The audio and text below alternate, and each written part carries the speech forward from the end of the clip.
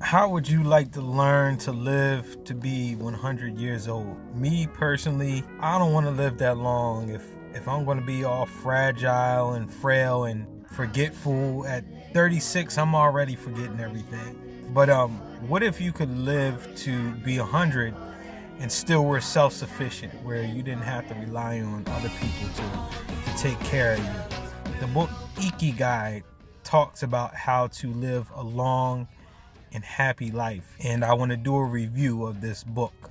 Sometimes books come along that don't give you what you're looking for, but they give you what you need. Ikigai was that book for me. So to be honest, I don't know if you ever had the experience where you go into a movie theater and you're sitting there, you're waiting for the movie to start, the movie starts, and then the first scene you're like, am I in the wrong theater? Like, what am I watching? Is this really the movie that I paid for?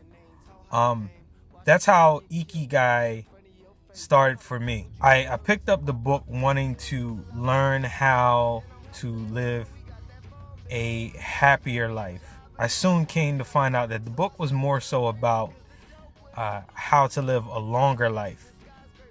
And as the book started, it talked a lot about logotherapy and flow and stoicism and all of these things I'm really interested in. But again, I'm like, didn't I pick up a book about a Japanese concept? After giving the book a try, I started to realize that it wasn't that bad, because what I was getting from this book was a refocus towards the possibilities of how I could live my life. The book talked about blue zones. Blue zones are these areas in the world where people live much longer than the average. So this book made me think, what would be possible if we lived in a blue zone? How awesome would that be? How crazy would that be? What if we could make the entire world a blue zone? And that's one of the things that I really dream about. Just a community where everybody lives happy, everybody lives long and healthy. So no spoilers needed that in these blue zones, one of the reasons why people live longer is because of their diet. There's blue zones in Italy, there's blue zones in Costa Rica, there's blue zones in Okinawa.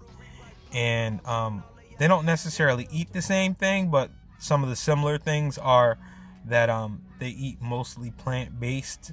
I was just watching a documentary the other day that talked about this and talked about how even gladiators in Rome mostly ate plant-based diets. The big common thread with a lot of these diets is they just eat what their ancestors ate. And I think that that's what we really have to do. Our ancestors didn't have supermarkets where there was prepackaged and processed foods, where they added vegetable oils and high fructose corn syrup and MSG to make things taste better and make the shelf life longer. They're also eating less.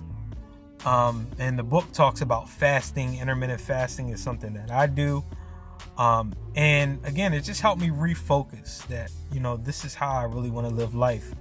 The book put me on a jasmine tea. Jasmine tea is a tea that I drunk last night, actually. And I wouldn't have probably tried it if it wasn't for this book. It smells like incense to me. But it's just so funny that different teas actually not only help you physically in terms of your body, but help your mind. I've been sick for a long time. And now that I've gotten over the sickness, I always felt like something's been missing for the past week. And it was just like a piece of my heart. And drinking this tea basically helped me open up my heart and open up my chakra. This does some chakra work where I just felt a lot more balanced after drinking the tea. So, there's information in our food. And, that's really the way I want to live my life. The book helped me realize that I want to get more focused with my yoga and my Tai Chi. This book talks a lot about living a meaningful life. So I've been following a lot and researching a lot about FIRE and that community where they're saving money for early retirement.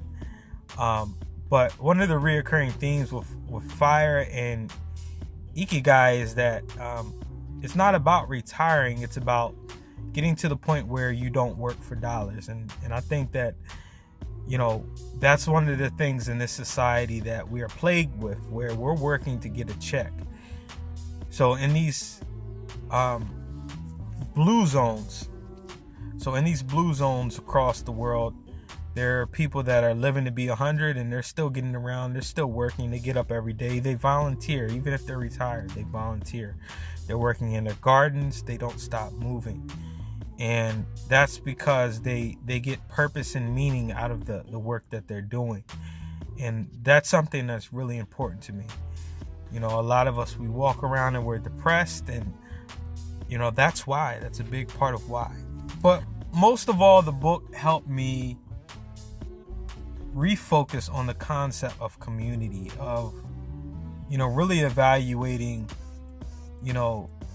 being around the people that you love, the people that make you smile, contributing to that community, seeing them do well. And I think that that's one of the biggest things that I really want to get focused on in my life. But Ikigai, I think, is a great book for somebody who's new to professional development books, because it does touch on a lot of great subjects. It was a disappointment for me because, I've read books about each one of these subjects and each one of these chapters. The book never really got to exactly what is Ikigai in terms of your passion and how to connect with that. But it did help me refocus and recenter on just how I want to live my life. So I recommend it for somebody it's a good beginner's book for somebody. All right, that's my review of Ikigai. Your master's measurable, y'all.